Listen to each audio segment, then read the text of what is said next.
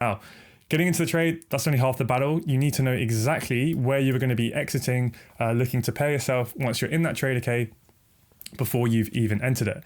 Now, remember, yes, we are playing with the M15 trend, right? We're trading pro trend, but we are against the 4-hour and the daily trend. And we have to be aware that that daily and 4-hour pullback, right, this move here, could be about to form that lower high at any point and roll over to form that next lower low.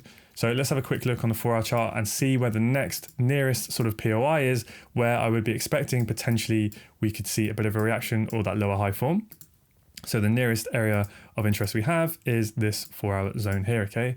Then if we drop back down to the 15-minute, we can then try and refine that zone a little bit more because it's obviously quite a large zone, just to help with some accuracy and refinement, not retirement. There we go. So we have this M15 zone, okay? Now for me, because I'm trading counter trend, like I keep saying, you're probably sick of hearing me saying it, I don't personally like to swing for the fences. And what you'll see a lot of the time, I'm fully aware that I leave a hell of a lot of profit on the table doing this, but I personally like to take a lot of my volume off at the nearest M15 weak structure, okay? So remember, this is a weak M15 high. This high here. Why is this weak? It's weak because it failed to do its job. It failed to take out the low. It failed to make a lower low. So as we look to get for longs, right, we know that we can target this high for price and then tap into that external range liquidity, okay? So that's a pretty good area to take off a lot of volume, and I banked a lot there. I believe it was around 10R, yeah, just over 10R.